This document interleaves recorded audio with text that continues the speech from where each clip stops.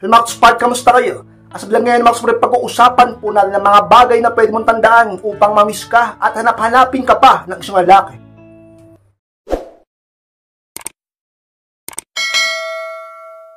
At kung handa na kayong lahat, masarap po tayo at muli, be inspired!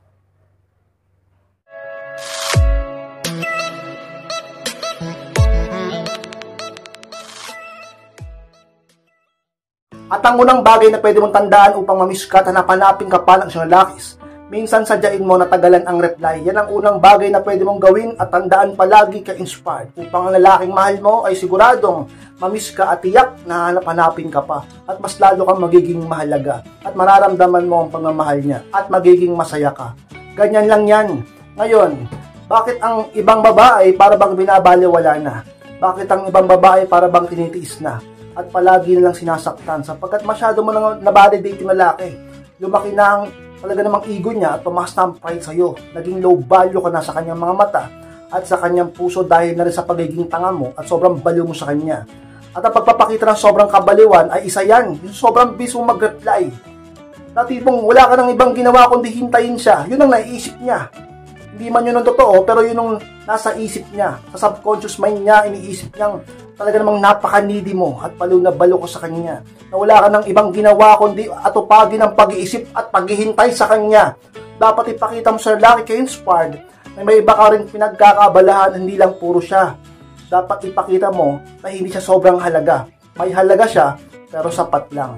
Sa tandaan mo, hindi naman sobrang tagal ng reply. Dapat tagalan mo lang ng konti. Tipong pakita mo na may iba rin ginagawa. Pakita mo na may iba kang pinagkakabisihan. Hindi yung wala ka ng ibang ginawa, kundi tumutok at humawak lang sa cellphone mo at maghintay sa kanya. Anong klase yan? Anong value meron ka? Anong silbi mo sa mundo? Huwag ganyan. Kung gusto mong mas lalo kang pahalagahan ng partner mong lalaki, dapat magkaroon ka ng silbi. Hindi lang sa buhay niya, kundi sa mundong ito. Dahil doon nagiging high value ang isang tao. Ka-inspired sa isang mga sikreto upang ang lalaki ay tiyak na may miss ka. Hanapin ka pa. Huwag kang mabilis mag-reply, palagi ka-inspired. At ang pangalawang bagay na pwede mong tandaan upang mamiss ka at hanapin ka ng isang lalaki, huwag kang martir masyado. Yan ang pangalawang bagay ka-inspired na dapat mong tandaan. Huwag kang masyadong martir. Ka-inspired, bakit naman ganyan ang tips mo? Alam nyo, pag ang isang babae ay martir, siguradong bababa ang tingin ng lalaki sa'yo. Mawawalan siya ng respeto sa'yo. At imbis na makita niyang halaga mo, ay babaliwalain ka niya. O, mamimiss ka ba niya? Hahanapin ka ba niya pagka ganon? Kaya huwag kang maging martir.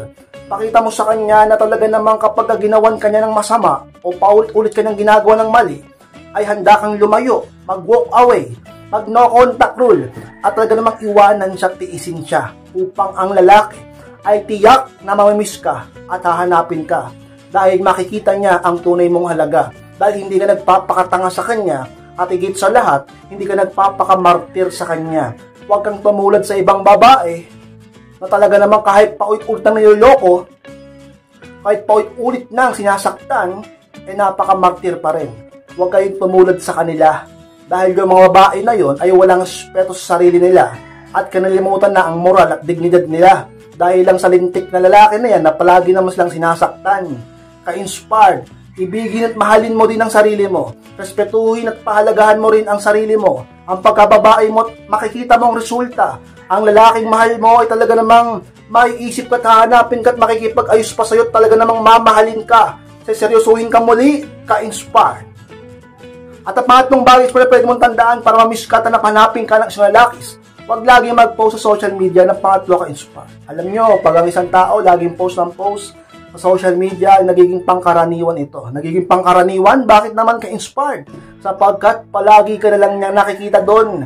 Dapat kung gusto mo na isang lalaki, mas lalo kang maging mahalaga sa kanya at espesyal, dapat paminsan-minsan ka lang mag-post sa social media upang talaga namang maging mahalaga ka at maging espesyal ang post mo na yon, hindi lang pangkaraniwan o normal. At mamiss ka niya, hanapin ka niya. Kaya pansin nyo, di ba, pag ang isang tao minsan lang mag-post, mas maraming reaction. Pag ang isang lalaki minsan lang mag-post, mas maraming like, mas maraming comment. Pero pag ang isang tao, mayat maya nagpo-post o araw-araw nagpo-post, hindi ba't pakonti ng pakonti ang talaga namang nagiging likers niya at nagiging nagko-comment sa kanya sapagkat ang tao ay nature ng tao na magsawa kapag ito ay ulit niya nakikita. Ganyan yan ka-inspired kung gusto mo na maging special ka sa kanilang mga mata at sa kanilang araw. Dapat paminsan-minsan ka lang kung mag-post tulad sa isang lalaki ay mamimiss ka niyan. Sigurado nga hanapin ka niya lalo na kapag ka nasa LDR kayo o long distance relationship kayo, magkalayo kayo. Pag paminsan-minsan ka na nagpo-post ay siguradong mas lalo ka magiging malaga. Hanapin ka niya ka-inspired. At ang pangapat na pwede mong tandaan ka-inspired upang mamiss ka at siguradong hanapin ka pa ng isang lalaki, gawin mong mas high value ang sarili mo. Yan ang pang-apat ka-inspired. Alam nyo, sa pinakasikreto upang ang lalaki ay mamiss ka at hanapin ka. At palagi kanyang mahalin at ingatan pa. At lagi siyang may takot na mawala ka pa. Ganyan yan. Ang problema sa inyo kapag nagmahal, kapag umibig o nakipagrelasyon, wala nang ginawa kundi magtutok na lang sa lalaki. Wala nang ginawa kundi mag-focus na lang sa relasyon. Kinalimutan na ang sarili at hindi na nagsiself-improve. Hindi na nagpapaganda masyado. Wala nang ginawa kundi magdrama, mag-toxic at talaga namang makipagtalo. Huwag ganyan ka-inspire. Kahit na umiibig ka na, kahit may partner ka na, may boyfriend ka na, may mister ka na, dapat naglalaan ka pa rin ng oras para sa sarili mo, sa pagpapaganda mo, sa pag-gym mo, sa pagpapasexy mo, sa pag-improve mo ng sarili mo. Gawin mong mas high value ang sarili mo. At tiyak ang isang lalaki, nandyan ka man, malapit sa kanya o magkalayo man kayo, ay siguradong palagi ka niyang hanap-hanapin. Dahil laging meron takot sa puso niya na baka maagaw ka ng iba. At mamimiss ka niya sapagkat napakaganda mo.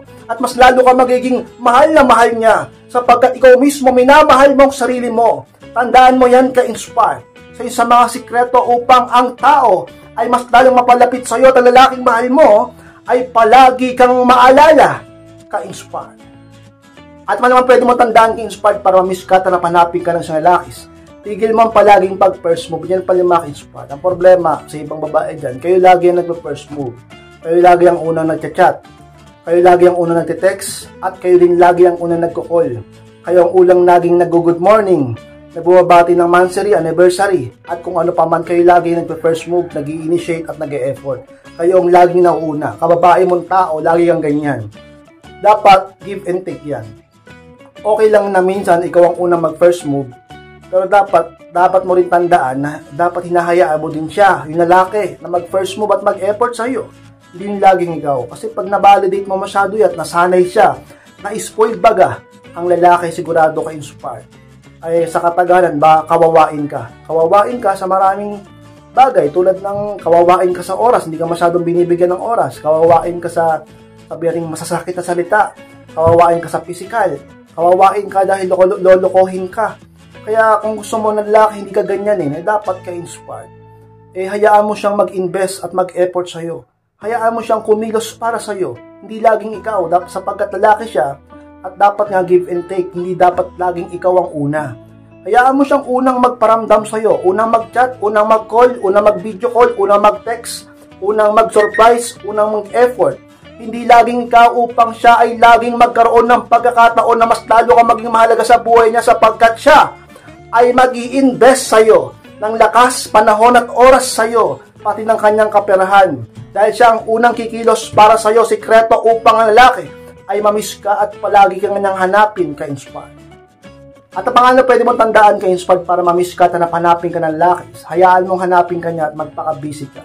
Yan ang pangalan ka-inspired. Alam nyo, dapat nung tandaan palagi yan dahil pag di mo tinandaan yan, siguradong walang ibang mangyayari kundi ikaw lagi ang hahanap-hanap sa kanya. Diba? Pag hindi ka nagpapaka-busy, anong ginagawa mo? Wala ka ng ibang ginawa kundi isipin na lang siya. Wala ka ng ibang ginawa kundi alalahanin na lang siya.